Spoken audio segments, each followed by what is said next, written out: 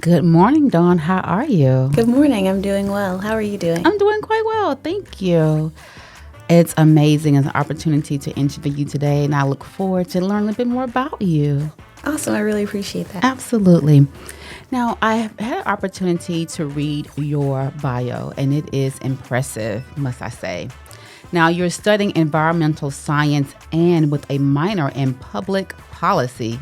Wow, what a combination, a powerful combination that is.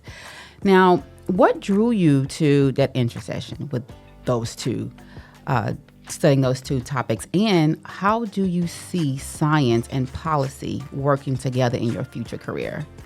So both were actually an accident. I stumbled upon environmental science as a freshman animal science major at Tuskegee University.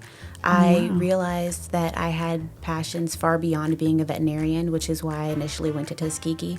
And through a scholarship I got through Bridgeforth Farms, which is a fifth-generation Black-owned cotton farm, I got to experience different types of conservation efforts and different things that I could involve myself in surrounding environmentalism. I stumbled upon environmental science as an accident after I received a scholarship from the Bridgeforth Farm Foundation, which is a fifth-generation Black-owned cotton farm in Tanner, Alabama. And through there, I found that there were so many more options available for me in a future career. I have initially wanted to be a veterinarian, but after that experience, I decided to change my mind, and a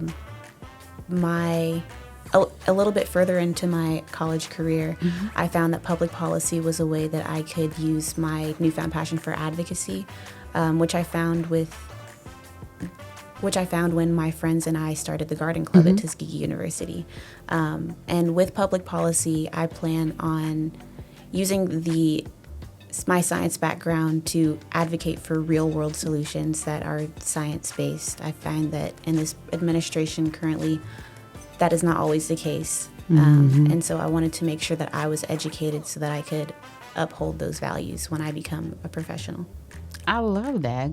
That's huge, right? And for you to, and we all change our majors throughout the year, right? And I was in college, I think I changed a couple of times, maybe a few times.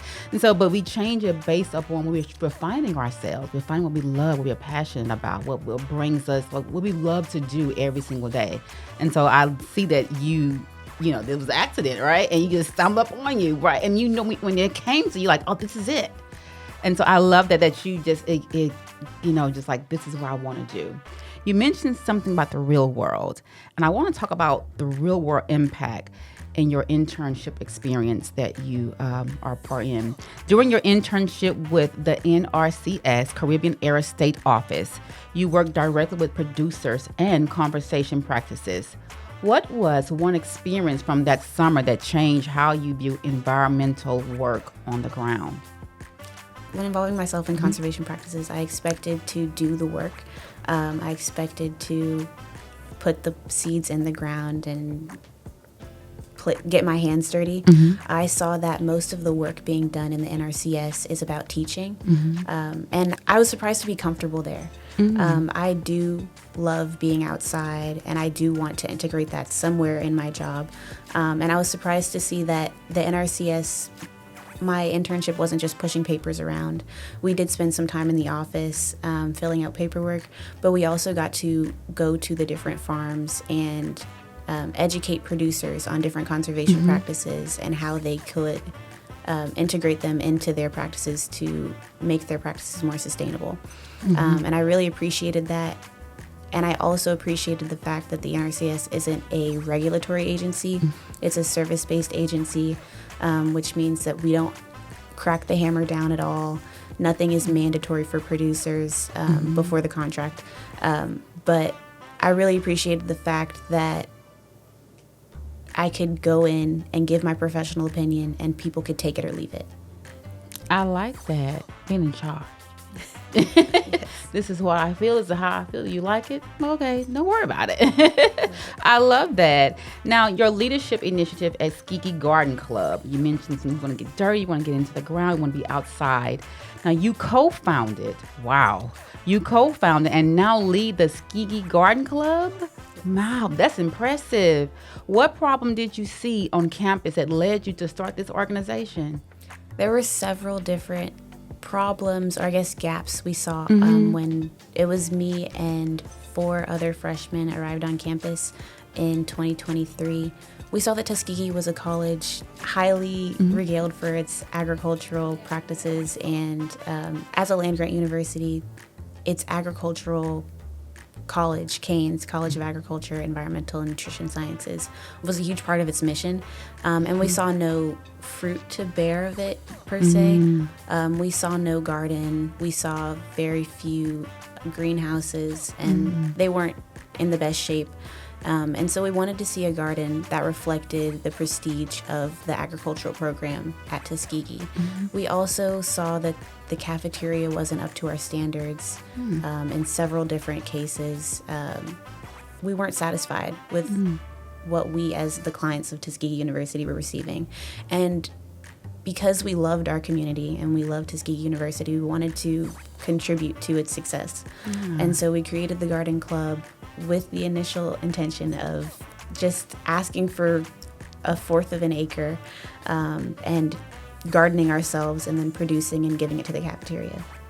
Which, if you think about it now, is an insane task because we're freshmen, we're trying to get our education, and it's just not feasible for 4 freshmen to manage that much land. Right. Instead, we pivoted and we were able to, with the assistance of Canes administrators, they saw where we had good intentions and they pushed us in a way that would be helpful and feasible. They gave us a garden tower to manage, 2 garden towers to manage, 2 hydroponic garden towers to manage, which still sit in the Canes atrium.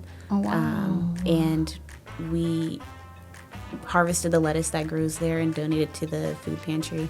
And the other part of our mission is we volunteer at local farms around Alabama, around Tuskegee, and we just help producers where we can. Our main farms are a blueberry patch, the Shadow Grove Blueberry Patch. Oh, wow. And the producer is an 83-year-old. She's awesome.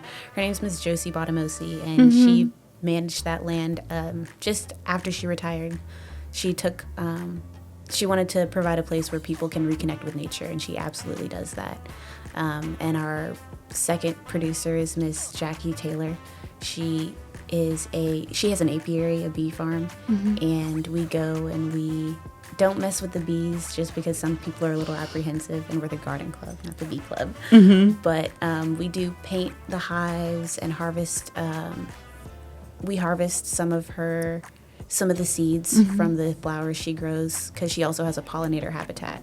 Oh, wow. And this has also helped us with hands-on work. In the classroom, we kind of see a gap in our education, not being able to touch and see we're not able to apply the knowledge in a hands-on way. And so we do learn from helping these producers. So it's really a symbiotic relationship. I could dig so much into this because this is so fascinating that you came as a freshman, you saw a need on a campus and you started something, a co-founder. Like, that's amazing.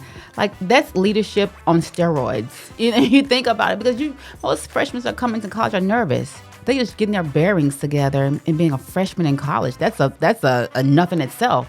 But the fact that you came and you said, I see a need here. Let's start something. And look what you did. Like, and then you're helping people. That's amazing. Like, oh my God, I could just go on and on into that because that's what it's all about. Seeing a need in our community, seeing a need where we're at and making a difference. And that's what you did the first year. I'm excited to see what you're going to do years to come.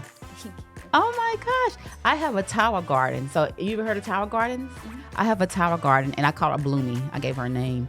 And she's produced all kinds of lettuce, Bibb lettuce, gourmet lettuce, have kale, spinach, collard greens, I've grown turnips and mustard on there.